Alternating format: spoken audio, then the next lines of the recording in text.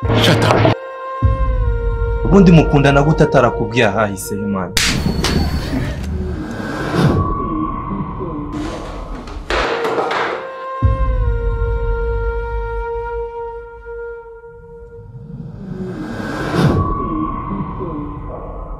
Njye natinze muri ibyo ngibyo nageze mu rugo.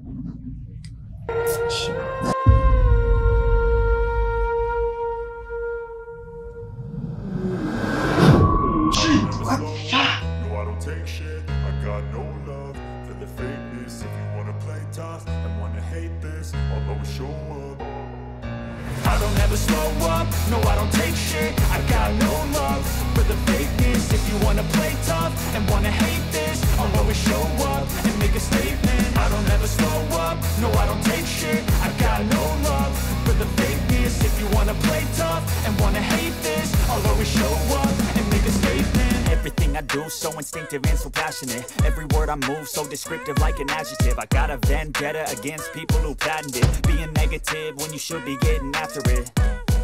I got facts over tracks, this and that. Spitting slow, spitting fast, I could roast, I could gas. Think I'm okay at last, but I don't know if that can erase all the past. And the pettiness, a reflection of the emptiness. Hilarious, you think you're worth my time, you're delirious. Mysterious, because you hide behind a fake exterior. Inferior, you know I'll always be a bit superior. Get off of me, this ain't no humble brag. I want you to hear words, you can say them back. I want you to feel free from the umunota umwe nari gusanga yapfuye. Rero ibyo bintu by'inama amana uri kumva igituma mba nashaka imbobo nkamwe ababoro nkamwe mu bitabi mucuruzi ibiki n'ibiki mba nabashaka kuri sister Imana afite umutima woroshye nzikada hari ibintu atajya yihanganira. Reba nk'ikiboro cyari gitumye reba nk'ikinyendare cy'igihungu man cyari gitumye sister yishyira mu mugozi akica. Rero nimba mbonye ibinyendaro nkamwe mugenda kuri sister Imana mba numva niteguye guhangana namwe kabaza. Ushaka kuvanga ugasohoka hano ukagenda se ukagenda usohoka kandi usohoka gafe mwana wongeye guhurira nanjye muri kesi nk'iyi ngiyi wakinnye n'umuvandimwe kanyo. Don't touch my fucking jacket motherfucker. Utangiye no kwisaza hejuru y'ibyo ukoreye umuvandimwe. Utangiye kwisaza. Ushaka kundekura kamuna kanyoko ndekura nona cyangwa ngiye nawe nona akakanya tumwe rikubiri kanyo nundi muzi tuzahura. Reka muze bro, tuzahura we family yawe tuzahura ndangiza nta mikino.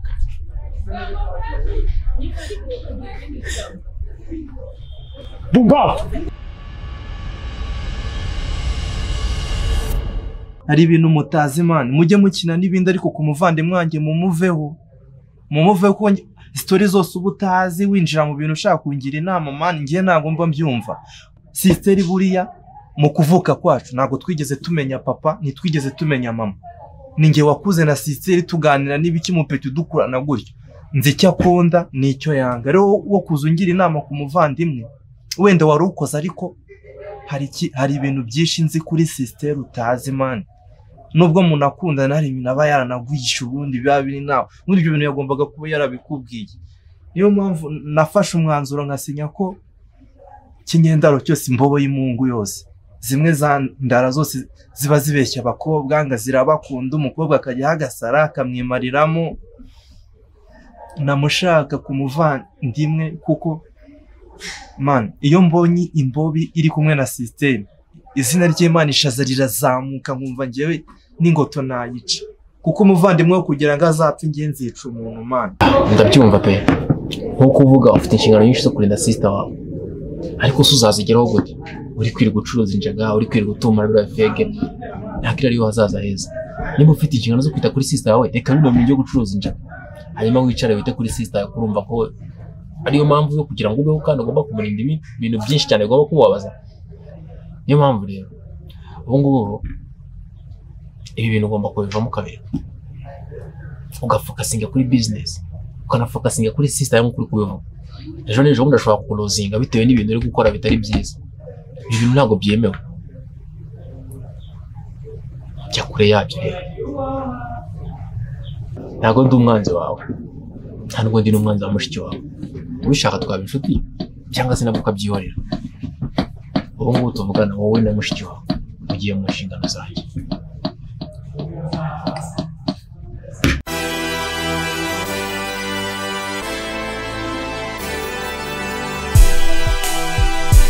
Ikindi kandi ibintu bishyira mu mutwe ujye wica nawe ucanga ubwo buryo bwiza bwo kubaho unezerewe.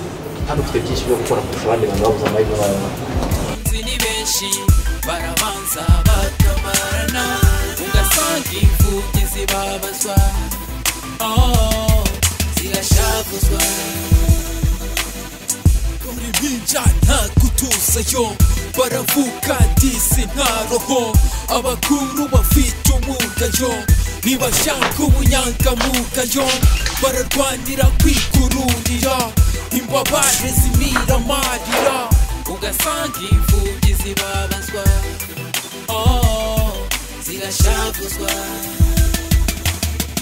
Amaboko ari hejuru n'abariza bababaye, amagorwa n'umuruho bibangamiye benshi. Tonton, guhera uyu munsi sinzongere kubona kuri iyi mashini, ntuzongere kuza hano ni muri ofisi yanjye. Yego? Ese reka udakomeje reka.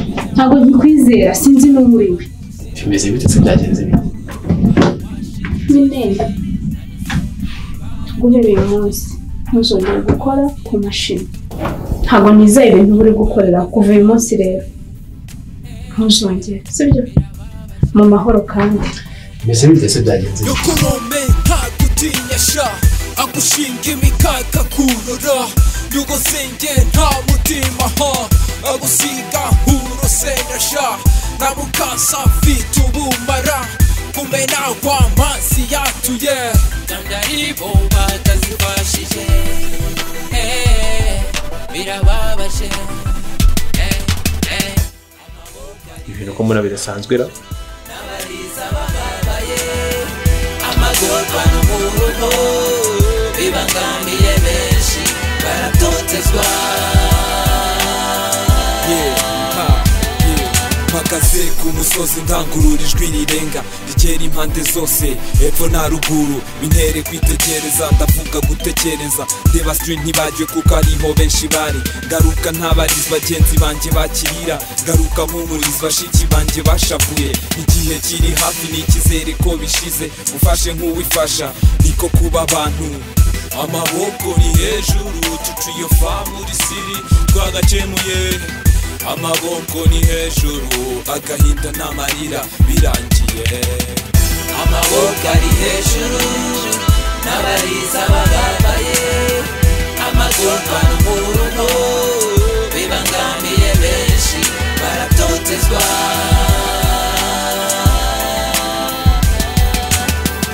Amaboko ari hejuru n'abariza bababaye, amagorwa n'umuruho bibangamiye benshi baratotezwa.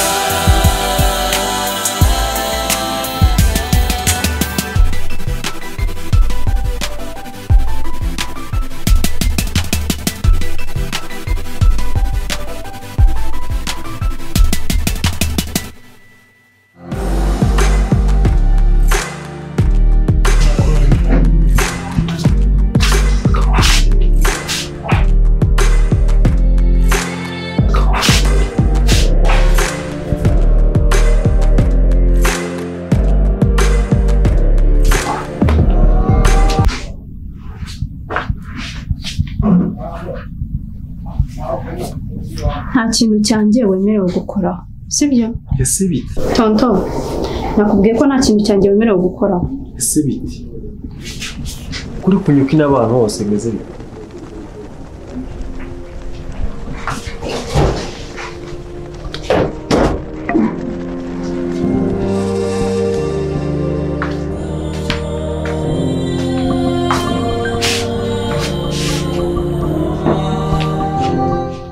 Ibindi byitegurire ntabwo mpari.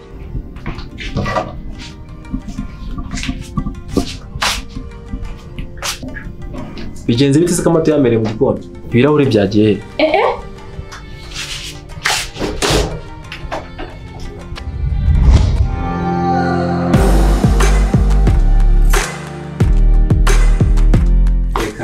ese ni icyo wambaye none?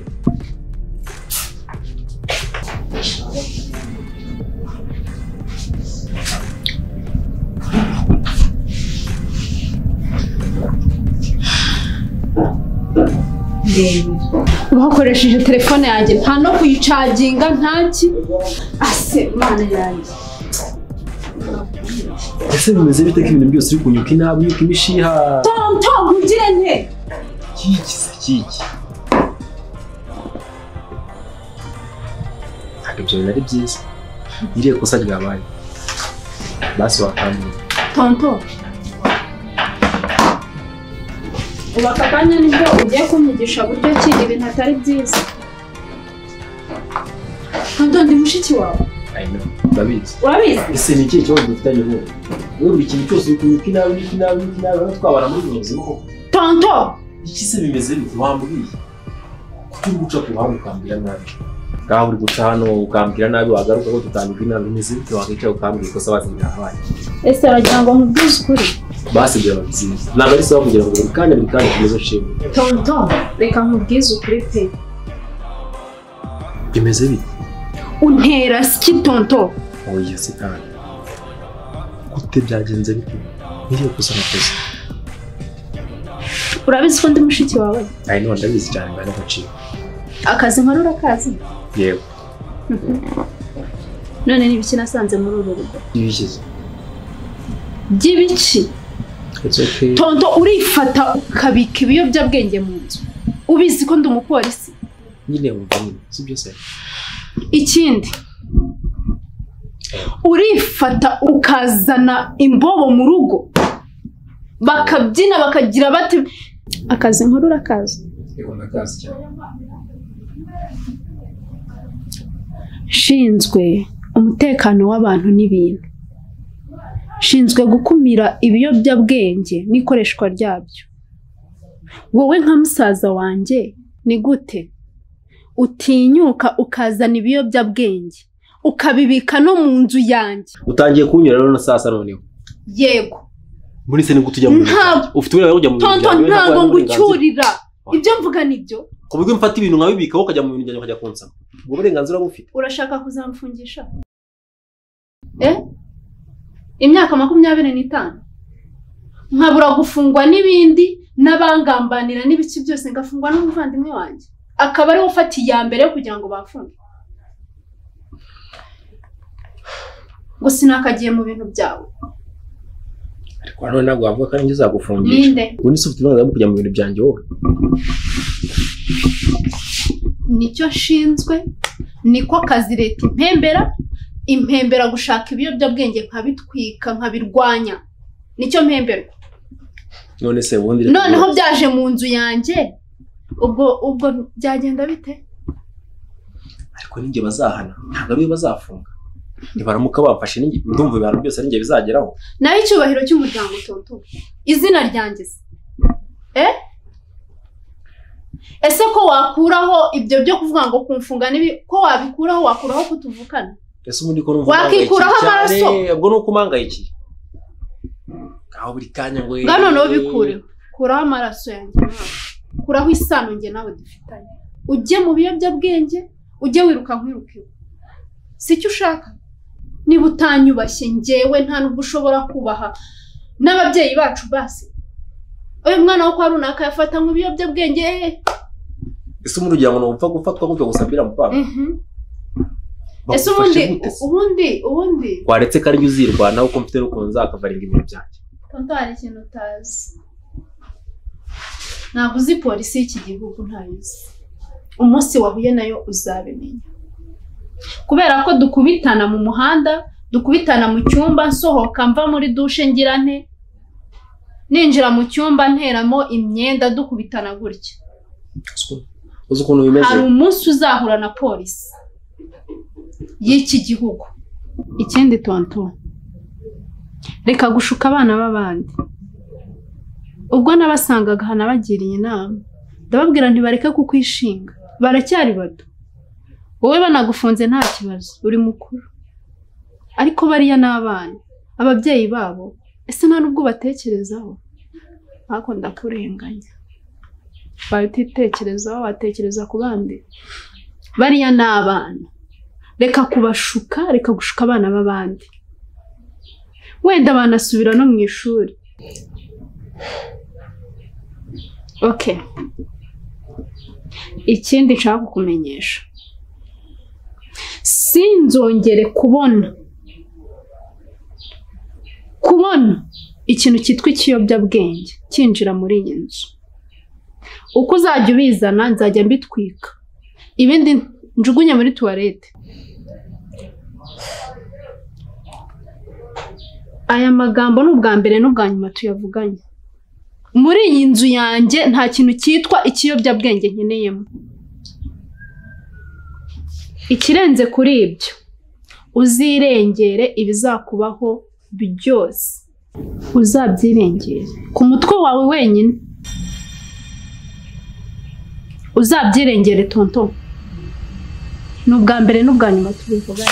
Icyo nakubwiraga ni kimwe. Umunsi wahuye na polisi y'iki gihugu uzabisobanukirwa.